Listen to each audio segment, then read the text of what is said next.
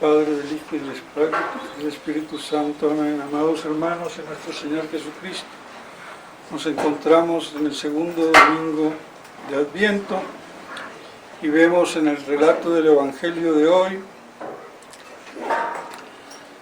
a San Juan Bautista, que estando en la cárcel manda a sus discípulos a que pregunten si era el Cristo o debían de esperar a otro. Aparentemente, esta pregunta de parte de San Juan Bautista a través de sus discípulos es absurda y ilógica si se la mira superficialmente. Pues, ¿quién más que San Juan Bautista sabía, como precursor y más que un profeta, como dice nuestro Señor, quién era nuestro Señor? Entonces, ¿por qué manda a sus discípulos? Y él sabía perfectamente. Pues es sencillo. Los discípulos debían dejar a Juan, su muerte ya era inminente, y además seguir a Cristo, ser discípulos directos de Cristo y no de Juan, su maestro. Pues Juan no hacía más que señalar a Cristo. Entonces la mejor manera era mandarlo con, si se quiere, la excusa de la pregunta, no para él, que sabía perfectamente, sino para los mismos discípulos, que al contestar nuestro Señor, diciéndole que los cojos andan, que los leprosos están limpios, que se evangeliza a los pobres, todas las cosas que haría el Mesías. Y así con eso, de una manera discreta y directa, San Juan Bautista se saca de encima, por decir así, a los discípulos para que vayan directamente con nuestro Señor. Y esa es toda la cuestión. Y vemos que nuestro Señor dice que es más que un profeta, porque la mayoría de los profetas anunciaban o anuncian lo que no ven. Aquí San Juan anuncia lo que ve en presente. Este es el Cordero de Dios que quita los pecados del mundo. Yo no soy digno de atarle ni la correa de sus sandalias. Que saltó de gozo en el seno de su madre Elizabeth, prima de Nuestra Señora. Entonces, por eso, nadie mejor que él sabía quién era nuestro Señor. Y encima, primo. Entonces, esa era la gran dignidad como precursor, que ya prefigurado en su nombre, Juan, igual que San Juan Evangelista. Uno profetiza sobre la primera venida y el otro sobre la segunda. San Juan Evangelista con el Apocalipsis, que su tema central es la parusía, o segunda venida de nuestro Señor. Y San Juan Bautista, pues, diciendo, aquí está el Cordero de Dios. Entonces, queda así su magna figura, aunque nuestro Señor también dijo, no ha nacido mayor hombre de mujer, pero el más pequeño del reino de Dios, a partir del Nuevo Testamento, es más grande. Entonces balancea nuestro Señor. Porque bien podemos pensar que el santo más grande del Nuevo Testamento es San José, por si acaso. Y San Juan Bautista, el más grande del Antiguo Testamento.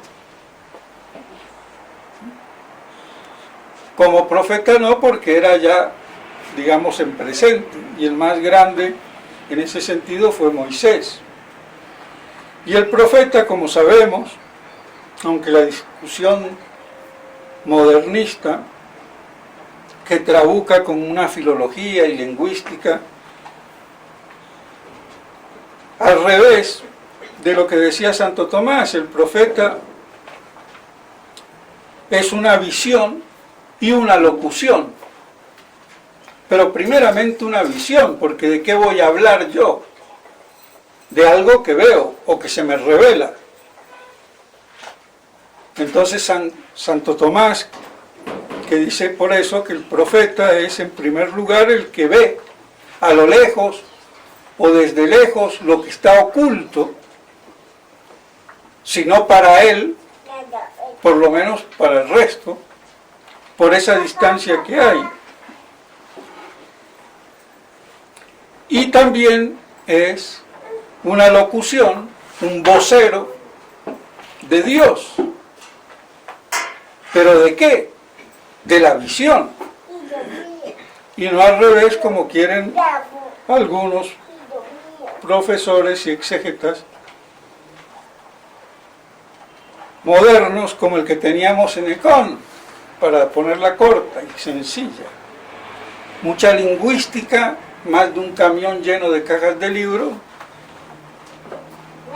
y un racionalista, buena persona, el padre da Silva, pero nulo en exégesis. Nulo.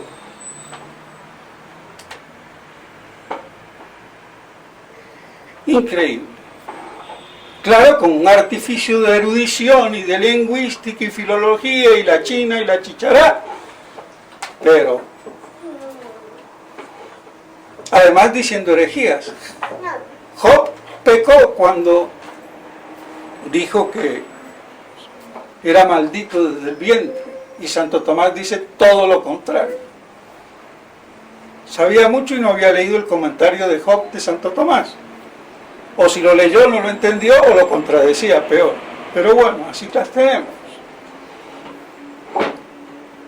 Pues bien. Entonces, profecía era eso. Visión en primer lugar y en segundo locución. Y así el profeta era el que veía por revelación eso que iba a transmitir como vocero de Dios a los hombres. Pues bien, por eso los dos grandes profetas de la primera y de la segunda venida se llaman Juan, como henchidos en gracia, que eso parece ser, que al fin y al cabo significa Juan, pleno de gracia o de misericordia de Dios. Y no quiero dejar pasar, bueno, aunque el Evangelio nos está exponiendo a la figura de San Juan Bautista, justamente como antesala a la natividad, pero no quiero dejar de pasar la epístola, porque hay que machacar, remachacar, y a ver si entendemos. Porque en la epístola se habla del vástago de Jesé, de la flor de Jesé, de la raíz de Jesé. Y esa flor de Jesé, ¿quién era Jesé? O Esaí o Asaí, el padre de David. Entonces el vástago, la flor que nacería del rey David, será la descendencia genealógica por vía de sangre de nuestro Señor. Y por eso el rey David en muchas cosas es prefigura, y su reino es prefigura también del reino de nuestro Señor. Y del reino en esta tierra, que es lo que no se quiere entender.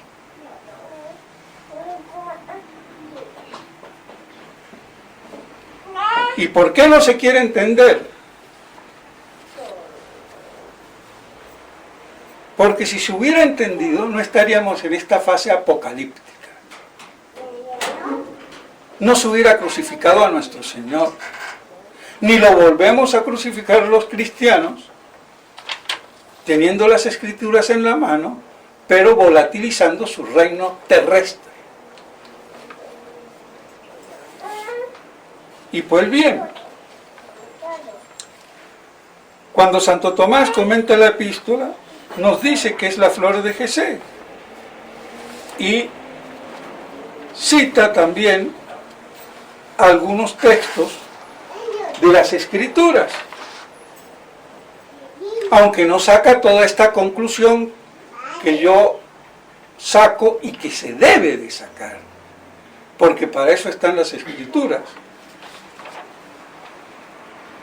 Pero si no se sacan, ¿no?, por la miopía o el obstáculo de una exégesis que volatiliza las Escrituras con tantos sentidos, quitando el sentido primigenio y literal. Y eso le pasó también a Santo Tomás. ¿Qué vamos a hacer? Hijo de su siglo, al fin y al cabo. Entonces ni cuadrada ni redonda esta cuestión se veía en la Edad Media. Y sin embargo, tenemos, por ejemplo, en el Salmo 95, versículo 10, que lo cita Santo Tomás: anunciad a las naciones, reina Yahvé, Él ha dado, estabilidad al orbe, para que no vacile, rige a los pueblos con justicia. Entonces, regir con justicia a los pueblos, a las naciones. Entonces está gobernando. En el Salmos 17:50, por esto te alabaré sobre las naciones, oh Yahvé. Y por ejemplo, la nota a este pasaje de Straubinger dice: San Pablo en Romanos 15 cita este pasaje junto con el Salmo 116 y con Isaías 11, donde se anuncia que la raíz de Jesé o Saí, el padre de David, saldrá el que ha de regir a las naciones gentiles, las cuales esperan en él. Y ese Salmo 116 dice: aleluya, alabada a Yahvé, aleluya, que quiere decir ni arriba los corazones, sino alabado, gloria a Yahvé. Alabada a Yahvé, naciones todas, celebrarle todos los pueblos. Y en Isaías dice: en aquel día la raíz de Isaí se alzará como bandera para los pueblos, le buscarán los gentiles y será gloriosa su morada. En aquel día el Señor extenderá nuevamente su mano para rescatar los restos de su pueblo que aún quedan. Alzará una bandera sobre los gentiles y reunirá a los desterrados de Israel y congregará a los dispersos de Judá de los 4 puntos de la tierra. Aquí Isaías dice lo mismo, pero más. No solamente los gentiles, sino que reunirá al pueblo de Israel, que estaba dividido entre Israel y Judá. Entonces eso prefigura la conversión de los judíos y que se haga un solo rebaño y un solo pastor. Entonces, judíos y gentiles conversos en el Israel espiritual total, que es la iglesia, en toda su extensión, y que ahora lo que tenemos es a medias. Pero como somos bárbaros de ojos azules, por lo menos en Europa, indios de ojos azules, digo yo, porque el problema está en la cabecita, no quieren entender esto. Se han apropiado de la iglesia. No se dan cuenta que son acebuche injertado. Es triste, pero es así, hay que decirlo, alguien lo tiene que decir. En la iglesia y en nombre de la iglesia.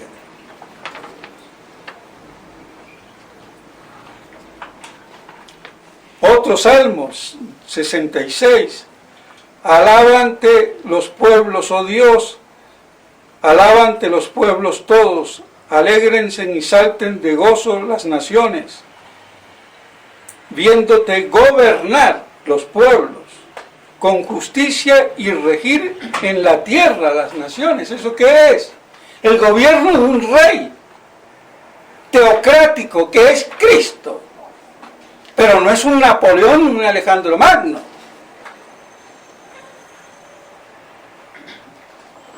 Esto es en el cielo.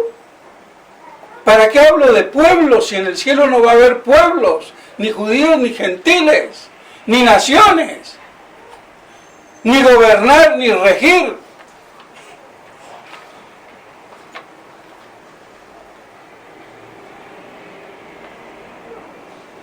Y dice en la nota, este pasaje, Monseñor Straubinger, sobre este reino mesiánico, es el que reinará la justicia. Y el Salmo 95, cantad a Yahvé tierras todas, porque viene para gobernar la tierra, gobernará la redondez de la tierra con justicia y a los pueblos con fidelidad. Es que es incesante. Y los curitas leen o leemos los salmos durante la semana en el breviario y no nos enteramos.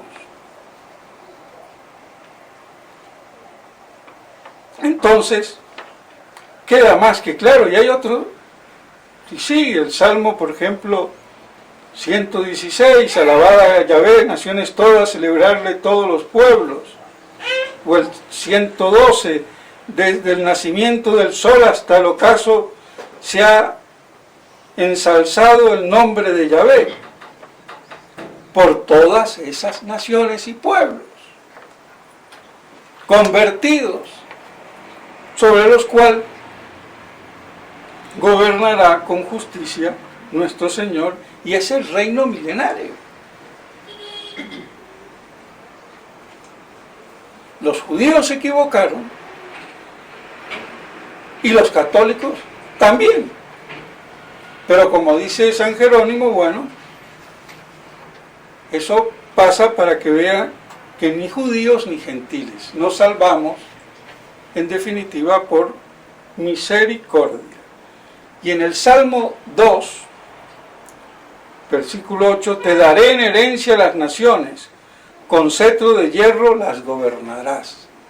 Entonces, si todo esto, de los salmos, y que hay más, pero los salmos que son, como por decir así, la parte más litúrgica de la oración de la iglesia, y por eso está en el breviario compuesto de los salmos, nos dicen esto, ¿cómo es posible que se siga discutiendo y pensando lo contrario?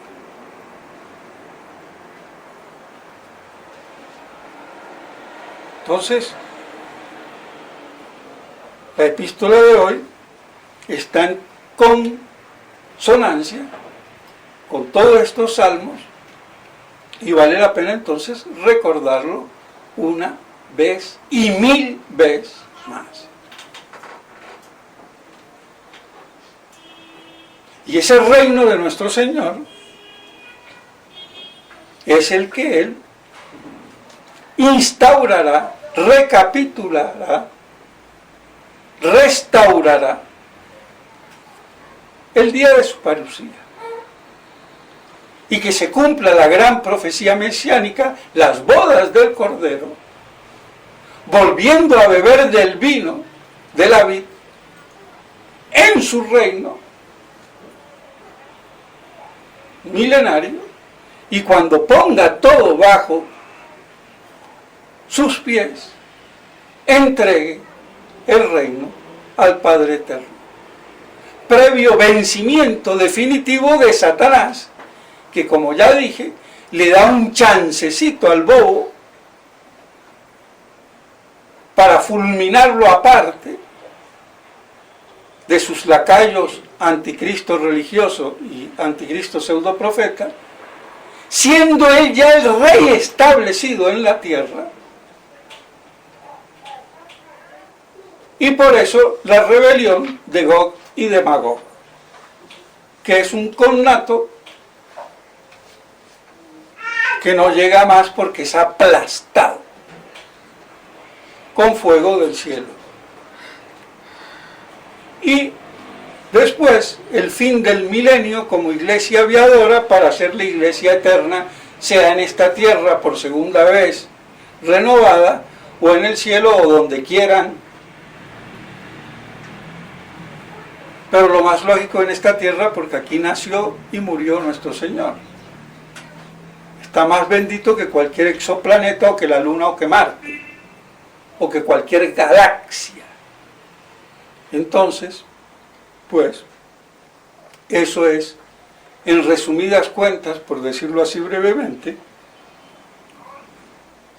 el episodio de ese reino que sigue siendo del Hijo, pero lo entrega al Padre para que todo retorne al Padre, fuente de toda divinidad, fuente de la misma Trinidad y fuente de toda la creación. Entonces, por eso todo vuelve y retorna al Padre en ese círculo, para que se cierre en la eternidad, en el seno del Padre, en la Santísima Trinidad. Ahora, el que esté en contra de esto y confunda estúpidamente un milenarismo degenerado de un Cerinto, como lo confundió, y me perdona San Jerónimo, estúpida, bruta y alevosamente, no hay derecho. Porque yo podré ser muy santo, pero no puedo ser burro, ni bruto, y confundir una herejía, una carnalización, una bestialidad, como orgías y procreación entre santos ya beatificados, que eso era lo de Cerintio, con esto que yo acabo de expresar. Es que lo lamento. Y tan bruto era, que él mismo decía, pero no me atrevo a condenarlo. Sin embargo, siendo que es una herejía, porque muchos santos y mártires así lo han dicho. ¿Y cómo así? La contradicción tremenda. Pero que se equivoca un hombre, bueno, al fin y al cabo, era dálmata, medio exaltado, pero que se siguen equivocando los que siguen nombrándolo sin darse cuenta del error. Hay que ser imbécil, y peor que lo que le pasó al pobre San Jerónimo.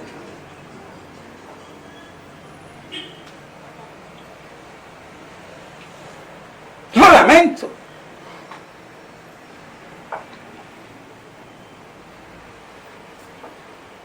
Como yo, por espantar la mosca, me tiro el pastel a lo bruto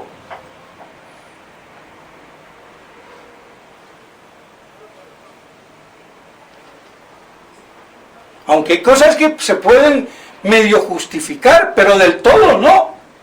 Porque por más que yo esté en guerra contra los errores que sean, y hoy estamos más en guerra que nunca contra todos los errores que se han acumulado en la iglesia, yo por eso no voy a dejar de pensar.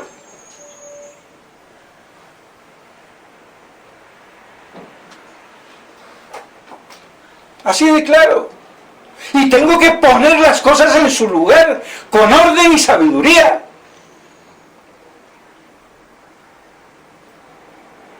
Pero eso no se hace.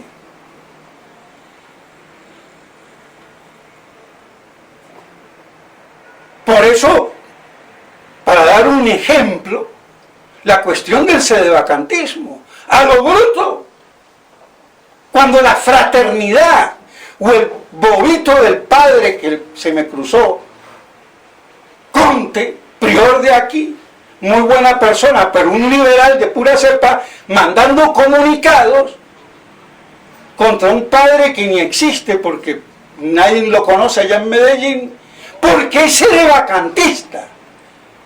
Ah, pero él sí dice la misa, una con un hereje.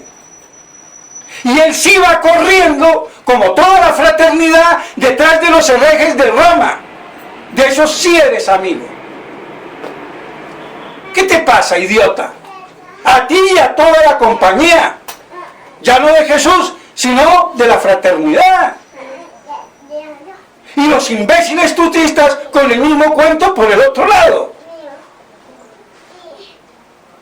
Pero nadie admite que un papa puede caer en herejía.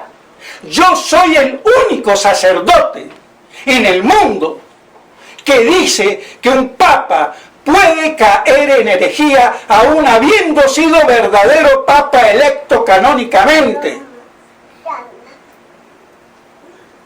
Y esto basado en San Roberto Belarmino, en San Alfonso María de Legorio, en Melchor Cano y en la mejor interpretación de lo que era en la Edad Media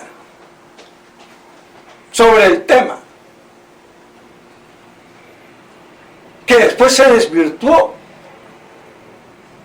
Entonces no nos extrañemos lo de actuar a lo burro y a las patadas, sin sabiduría, sin ponderación, sin equilibrio intelectual y doctrinal. Porque a veces hay que perder un poco el equilibrio emocional y afectivo para coger la cimitarra y decapitar al imbécil. Hasta eso hay que saber distinguir. Entonces no nos extrañemos. Y por eso en el fondo nadie está sabiendo dónde diablo está parado.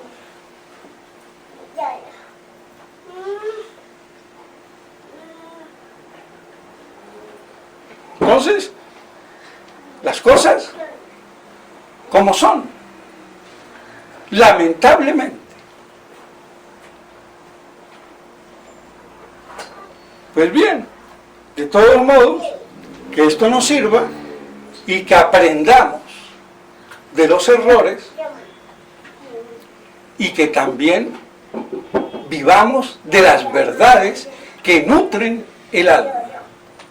Y una de las verdades que van a nutrir el alma al pequeño rebaño perseguido en el desierto es la esperanza bienaventurada de la parucía. Y que si nuestro Señor no se digna a abreviar en favor de sus elegidos, nadie se salvaría. Lo tremendo. Eso es más tremendo que el coronavirus, que la tercera o enésima guerra mundial y la hambruna que sea y las enfermedades que sean.